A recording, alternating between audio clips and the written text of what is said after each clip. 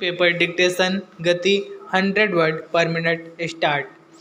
विकट परिस्थितियों का सामना करने की हमारी एक क्षमता होती है। ऐसी स्थिति में कुछ व्यक्ति बहुत जल्द ही निराश होने लगते हैं। कुछ लोग इसे ईश्वर की मर्जी या नियति की गति मान लेते हैं। जो लोग ऐसी स्थितियों में अपना धैर्य खो देते हैं, सबसे अधिक संकट में वही फंसते हैं। अधीर होकर वे ईश्वर की सत्ता पर ही सवाल उठाने लगते हैं कि यह जीवन क्यों दिया, और दिया तो उसमें दुख के इतने थपेड़े क्यों दिए। दुख दिए तो दुख का निवारण क्यों नहीं हो रहा है।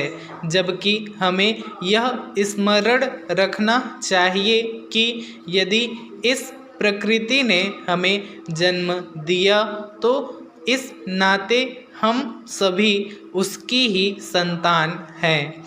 कोई अपनी संतान से कैसे विमुख हो सकता है। पैरा इस प्रकृति को सबका ध्यान है, उसको हम सभी का स्वभाव भली भांति पता है, उसे सबकी क्षमता पता है, उसे यह भी पता है कि किसी को अस्तित्व में बनाए रखने के लिए उसके जीवन में कितना संघर्ष आवश्यक है। अन्यथा व्यक्तिगत स्वभाव या प्रकृति के अनुसार अस्तित्व में बने रहने के लिए जरूरी क्षमताएं विकसित नहीं हो पाएगी।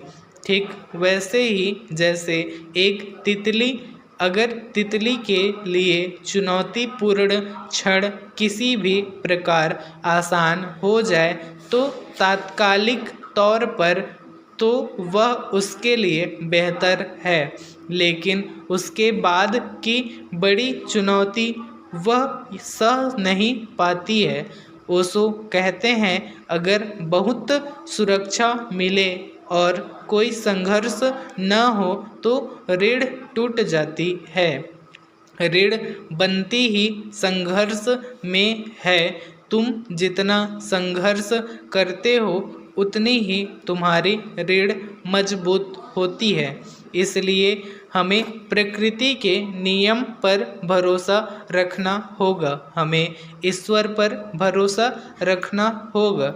वह बस यही चाहते हैं कि हमारा जन्म जिस उद्देश्य के लिए हुआ है हम उस उद्देश्य को पूरा करने के लिए पूर्ण रूप से तैयार हो जाएं।